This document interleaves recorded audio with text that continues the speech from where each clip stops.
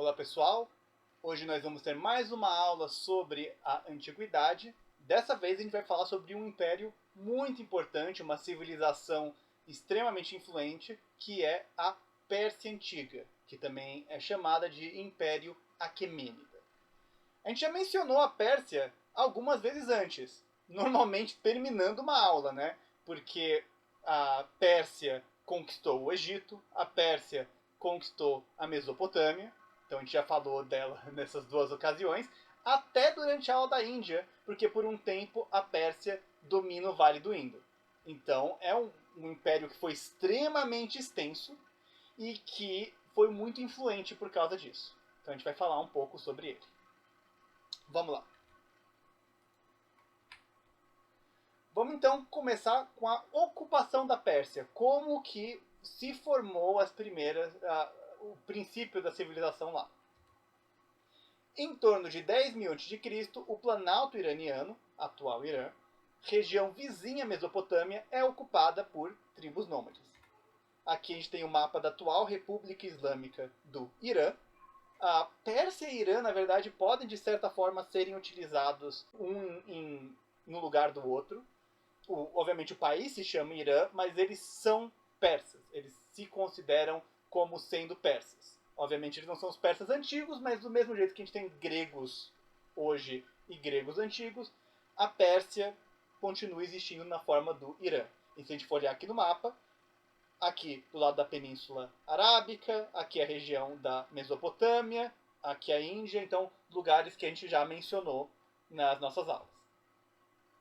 3.000 a.C., tribos arianas, sim, tribos arianas, as mesmas tribos indo-europeias que também ocuparam a Índia. Tribos arianas como medos, partas, alanas e persas migram para a região. Medos dominam a região e criam um pequeno império com a capital em Ecbatana. Os persas eram dominados pelos medos. No século 6 a.C., os persas se rebelam contra os medos. Persas eram formados por múltiplas tribos, entre elas a Pasárgada, liderada pelo clã Aquemênida. Em 550 a.C., Ciro o Grande, chefe do clã Aquemênida, lidera a conquista do Planalto iraniano, constrói uma nova capital, a que deu o nome de Pasárgada. Esse Ciro aqui, inclusive, era amigo do Manuel Bandeira. Não, obviamente não, eles não eram nem perto de contemporâneos, mas é porque eu estou fazendo uma referência ao poema do Manuel Bandeira, que ele fala: vou-me embora para Pasárgada, lá sou amigo do rei. No caso, o rei aqui é o Ciro Grande. Se quiserem saber mais sobre esse poema, eu recomendo que procurem um professor de literatura, que vai ser capaz de explicar um pouco melhor de um ponto de vista literário, poético, o que ele significa. Mas o nome Pasárgada vem, de fato, da primeira capital do Império Persa. Então vamos falar agora do Império Aquemênida. Império Persa, também chamado de Império Aquemênida, nome da dinastia de Ciro o Grande, a gente falou que ele era do clã Aquemênida, foi um dos impérios mais extensos e civilizados da Antiguidade. Ciro domina povos tornados independentes com a queda dos medos.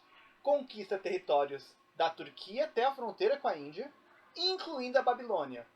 E uma coisa interessante, a gente falou durante a aula sobre a Mesopotâmia, sobre o cativeiro da Babilônia, onde o rei Nabucodonosor domina o povo judeu e prende eles na Babilônia. O cativeiro da Babilônia é encerrado com o domínio persa. É nesse momento que os judeus são libertos. Inclusive, existe um intercâmbio cultural entre judeus e persas. E existem aspectos da religião desses dois povos que é semelhante, que a gente vai ver um pouco depois. Mas então, é daí que vem essa influência, porque eles têm esse contato. E aqui nós temos um mapa da Pérsia. A gente vê realmente é um império muito grande. A gente vê que vai aqui até o Vale do Indo e chega até bater em fronteira com a Grécia Eles dominam o Egito, dominam um pedaço da Península Arábica, dominam toda a Mesopotâmia. Então é um dos impérios mais extensos territorialmente da antiguidade. E aqui nós temos um relevo retratando Ciro Grande em Pasárgada. Pasárgada não é mais uma cidade, ela é uma ruína, mas é um sítio arqueológico muito importante no Irã. Após a morte de Ciro, seu filho Cambises II assume o poder e conquista o Egito em 525 a.C. Em 523 a.C., Cambises II é assassinado por Dário I, que assume o poder. Então, todo o império que tiver na antiguidade, a gente vê essa série de tribulações, de jogadas políticas, de assassinatos, tomadas de poder. Então, para falar a verdade, não é como se a gente não tivesse isso hoje, mas era particularmente comum na antiguidade, era quase que esperado. Então vamos continuar aqui com o Império Aquemênido. Dário I estende os domínios dos persas. A população do império chega a mais de 10 milhões. E institui o sistema de satrápias. E aqui nós temos um relevo representando Dário I na inscrição de Beistum, que é como se fosse a pedra de Roseta para o nosso conhecimento histórico sobre os persas. Ela foi utilizada para traduzir a língua dos persas, então é um documento histórico de alta importância. Satrápias, que a gente mencionou, eram essencialmente províncias. O império é dividido em 20 satrápias, comandadas por um sátrapa, que são homens indicados pelo imperador. Rede de espiões, chamada de olhos e ouvidos do rei, eram utilizadas para garantir a lealdade dos sátrapas. Então, o rei delegava esse poder para os sátrapas, permitia que eles administrassem parte do território, mas essa confiança não era absoluta. E, inclusive, qualquer demonstração de falta de lealdade por parte dos sátrapas resultava neles sendo punidos violentamente e sendo substituídos por outra pessoa de confiança. Dário promoveu uma série de melhorias no Império Aquemênida, como a utilização de uma moeda comum, o dárico, o nome vem dele, a construção de uma nova capital, Persépolis, e uma extensa rede de estradas e correio. Então, ele permite, com essas estradas, uma melhoria econômica muito grande, um sistema de comunicação muito mais avançado, o que é um dos maiores motivos de prosperidade desse império. Inclusive, a gente vai ver com Roma também, a produção de estradas, a construção de estradas, é uma das principais necessidades de um império duradouro e funcional. E aqui nós temos um dárico aquemênida do século IV a.C. Então essa era a moeda que eles utilizavam. Agora vamos falar um pouco sobre a sociedade e a cultura dos persas antigos. Desde o reinado de Ciro Grande, o Império Persa era particularmente ecumênico, ou seja, havia uma coexistência de diferentes visões de mundo, de diferentes perspectivas. Povos conquistados podiam praticar suas religiões e tradições culturais. Então não havia uma imposição de uma cultura dominante. Para o Império Persa, você podia praticar qualquer cultura que você quisesse, contanto que você seguisse as leis e pagasse imposto. Pagando imposto, como você se veste, o jeito que você fala, qual Deus você acredita, não importava. O que fazia com que fosse uma sociedade bastante diversa.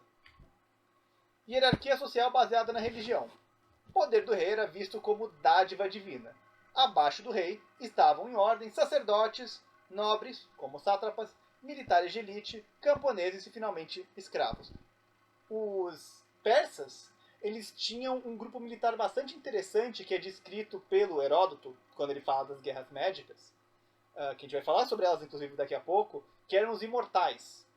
Os imortais, eles eram um grupo de infantaria pesada, quer dizer, soldados a pé, usando armadura pesada, e eles tinham esse nome de imortais, que foi cunhado pelo Heródoto, porque quando eles eram gravemente feridos ou mortos, eles eram rapidamente retirados de combate e substituídos.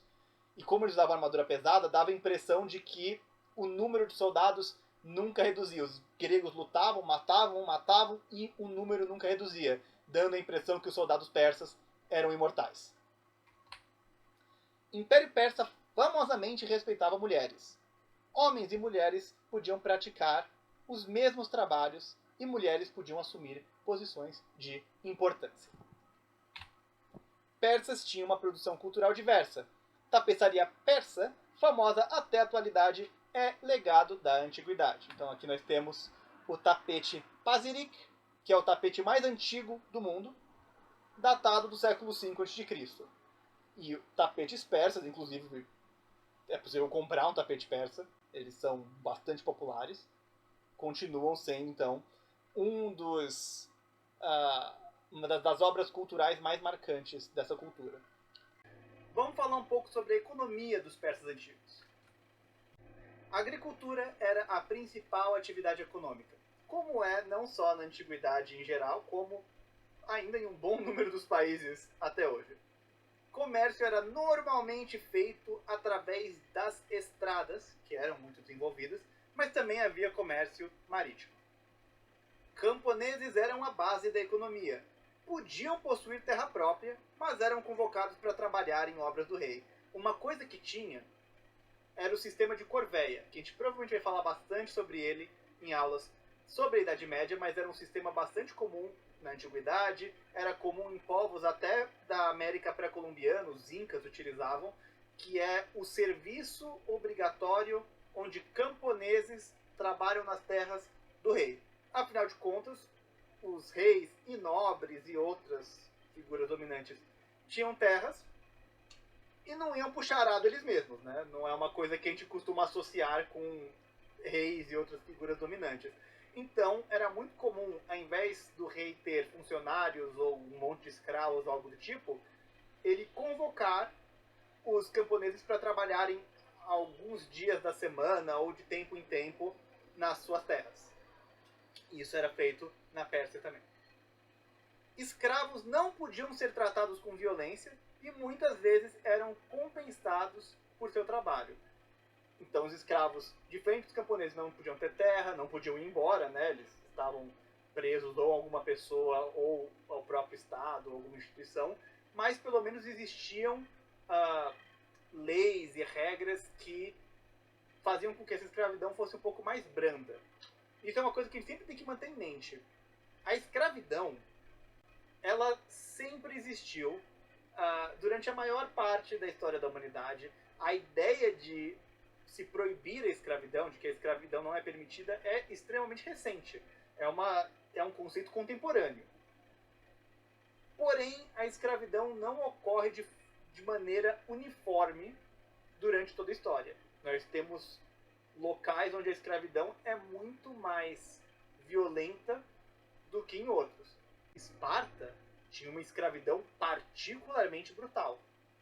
Enquanto a Pérsia, por mais que tivesse escravos, eles pelo menos não eram tratados com violência, ou pelo menos não era permitido que fossem tratados com violência, e podiam até ser remunerados. Claro, isso não significa, então a escravidão da Pérsia era de boa. Não. Pelo menos não no nosso ponto de vista histórico atual. Mas o que eu estou querendo apontar é que, quando a gente fala sempre teve escravidão, ela nem sempre era igual em todos os lugares do mundo ao mesmo tempo. Impostos cobrados de povos subjugados constituíam uma parte significativa da economia. Inclusive, isso talvez acabe tendo problemas para o Império Persa no futuro. Vamos ver. Agora a gente vai falar sobre a religião na Pérsia Antiga. O zoroastrismo, também conhecido como Mazdayasna, que na verdade é o nome de verdade da religião, é o nome que eles se chamam, que é a veneração de Mazda. É uma religião que existe até hoje, tem próximo de 200 mil seguidores, hoje principalmente na Índia. Obviamente é uma religião que se origina no Planalto iraniano, mas com a ascensão do islamismo na Idade Média eles são expulsos e acabam em vários lugares. Da Índia se espalha para a África, se espalha para a região da Indonésia. Inclusive algumas figuras celebres são ou eram membros do zoroastrismo. O Freddie Mercury, vocalista da banda Queen, era Zoroastra. Ele era dos Azimbar, hoje parte da Tanzânia, que é uma região na África que tem uma população grande de Zoroastras. Os persas eram inicialmente politeístas, cultuando diversas divindades. Ahura Mazda era visto como o criador do universo e dos outros deuses.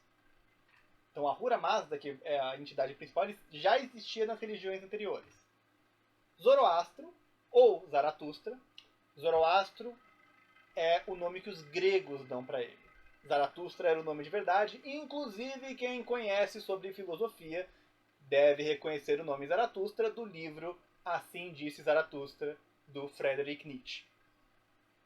Zaratustra, que viveu entre 1500 e 1000 a.C., prega a crença exclusiva a Ahura Mazda, fundando o que muitos consideram como a primeira religião monoteísta. Agora, isso é discutível, se é a primeira religião monoteísta. Muitos afirmam que o judaísmo é a primeira religião monoteísta.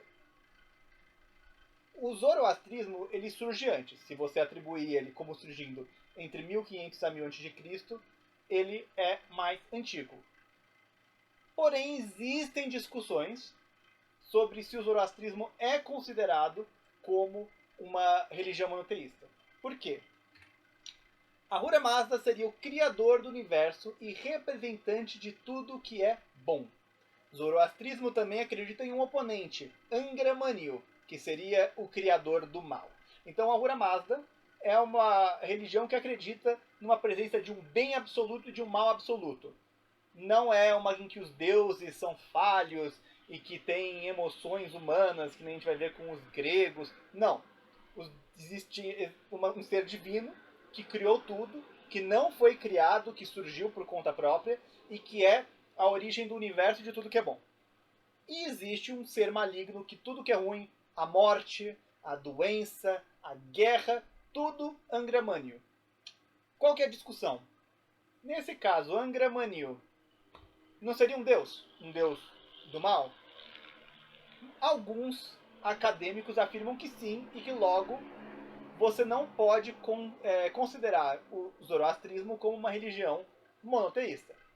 Porém, os zoroastras, eles só veneram Ahura Mazda. Ahura Mazda é a única entidade que deve ser venerada. Existem até outros seres divinos. O Ahura Mazda tem 6 servos, que muitas vezes, inclusive, são associados ou comparados com os arcanjos das religiões abraâmicas. E eles não são considerados como deuses. Eles eram, inclusive, deuses na versão politeísta que existiu antes de Zoroastro. Mas, ainda assim, eles não são considerados deuses. Então, é questionável você falar que Angra Mainyu seria um deus. Porém, existem acadêmicos que defendem isso. Por que eu estou dizendo tudo isso? Porque é possível que alguém veja uma descrição de que o zoroastrismo é a primeira religião monoteísta, ou de que o judaísmo é a primeira religião monoteísta. E existem correntes que defendem um ou que defendem o outro. Não fiquem surpresos se vocês verem alguém falando que o judaísmo foi a primeira religião monoteísta ou que o zoroastrismo foi a primeira religião monoteísta. Zoroastrismo se populariza a partir do século VI a.C., tornando-se a principal religião do Império Aquemênida. Foi popular também em outros impérios, como o Império Sassânida e o Império Parta, que são todos impérios que ficaram naquela religião depois da queda do Império Aquemênida, depois do Alexandre o Grande, que a gente vai falar sobre tudo isso. Zoroastrismo divide muitos conceitos com religiões abraâmicas, como paraíso, inferno, julgamento final e um salvador nascido de mãe virgem. Então, existem teorias de que o zoroastrismo influenciou o judaísmo, influenciou o cristianismo. Figuras do zoroastrismo, sacerdotes zoroastras, são mencionados na Bíblia. Por exemplo, os próprios 3 reis magos, o nome mago, que vem de magi, do grego, na verdade é o nome de sacerdotes zoroastras, que os gregos associavam à magia, porque eles eram bons, os zoroastras eram bons em astronomia e os gregos achavam que eles eram mágicos. Daí que vem o nome mágico, dos magi, que são os sacerdotes zoroastras. E então existe essa conexão entre o judaísmo e entre o cristianismo com o zoroastrismo. É possível que eles dividam, então, esses conceitos por uma questão de intercâmbio cultural. E aqui nós temos o símbolo do zoroastrismo, que é o Paravahar, um dos principais símbolos. Existem discussões sobre o que exatamente ele significa, mas a interpretação mais comum é que seja uma representação do espírito individual das pessoas. Do espírito pessoal. E agora a gente vai falar sobre as guerras médicas, que são as guerras entre a Grécia e a Pérsia. Por que elas se chamam guerras médicas? Porque os gregos chamavam os persas de medos. Lembra dos medos? Que eram o primeiro império, que era um outro povo que vivia lá? Como os medos foram o primeiro império, os gregos acabaram chamando todo mundo que vivia naquela região de medos, inclusive o Império Persa. Era o nome dos persas em grego. Em 499 a.C., durante o reinado de Dário I, revolta em cidades gregas na Jônia, dominada pelos persas, motiva a expansão militar contra Atenas, Primeira Guerra Médica em 492. Vou puxar de volta aqui, rapidinho, o mapa da Pérsia. A Jônia, tá aqui, se vocês olharem aqui, ela fica do outro lado do Mar Egeu. E a Grécia fazia colônias. Eles mandavam colonos fazendo cidades-estado, então tinham cidades de domínio grego nessa região que era dominada pela Pérsia. Lembrando que a Grécia é banhada pelo Mar Jônico e o Mar Egeu. Por que a Jônia não fica no Mar Jônico? Pergunta para quem deu nome para o mar. Mas então, as colônias aqui começam a se rebelar. Vamos voltar para o slide certo. Levando os persas a tentarem punir os gregos invadindo Atenas. Persas não conseguem dominar os gregos, são derrotados em Maratona em 490 a.C. Inclusive, sim, é daí que vem o nome da corrida, a Maratona. A Maratona se origina porque quando os persas são derrotados, um mensageiro é mandado para sair correndo de Maratona até Atenas, correndo 42 quilômetros, para avisar que os persas foram derrotados. E que o mensageiro tem que correr tão rápido em tão pouco tempo que ele morre. E para comemorar o sacrifício dele, o esforço dele, os gregos criaram essa corrida que acabou se tornando um símbolo de atletismo até os dias de hoje. Sob o comando de Xerxes I, entre 486 e 465 a.C., persas tentam novamente conquistar a Grécia, a Segunda Guerra Médica, que inclusive é essa que tem os 300 de Esparta, que tem a Guerra do Peloponeso, que tem a Batalha do Peloponeso, que tem toda essa parte. São derrotados novamente, perdendo batalhas fundamentais em Salamina e Plateia. Em 449, assinam um tratado de paz com a Grécia, a Paz de Cálice. Findada a expansão do Império Aquemênida, que termina com a falha de se invadir a Grécia, depois que o Império Aquemênida perde contra a guerra, eles não conseguem expandir mais. Líderes locais começam a ganhar poder. Isso é extremamente comum. Impérios que dependem da constante expansão, da constante anexação de novos territórios, muitas vezes perdem poder no momento que eles param de fazer isso. A gente vai ver isso de novo com o Império Romano. Então, a esse ponto, os sátrapas começam a ganhar mais poder. Em 334, os persas, envoltos em crise econômica, são invadidos por Alexandre o Grande. A esse ponto, os líderes locais tinham se fortalecido, então o poder centralizado tinha caído. Os persas estavam numa crise econômica, a tributação dos povos dominados tinha ficado muito alta e os povos dominados não estavam conseguindo pagar, então os cofres reais estavam ficando vazios. O império exigia que o pagamento de tributos fosse feito através de moedas de prata, o que criou uma crise porque muitos fazendeiros, muitas pessoas até ricas não existiam moedas de prata o suficiente para pagar os impostos. Então começou a ter uma crise financeira, uma crise tributária, o Império enfraqueceu, são invadidos por Alexandre o Grande, que domina toda a extensão do Império.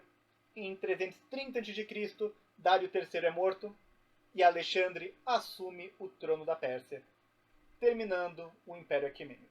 A gente vai falar mais de Alexandre o Grande quando a gente falar da Grécia, principalmente, especificamente o período helenístico da Grécia.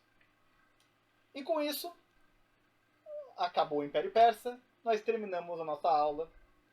Espero que tenham gostado. Na próxima aula, a gente vai voltar para um assunto um pouco mais relevante para vestibulares. A gente acabou, nas últimas 3 aulas, fazendo um pouco uma expedição por países diferentes. Tem muitas outras civilizações que daria para ficar falando. Daria para falar de civilizações asiáticas durante o ano inteiro. Mas eventualmente a gente tem que voltar para os temas principais. Então, na próxima aula, a gente vai começar os nossos estudos sobre a Grécia. Até lá, bons estudos!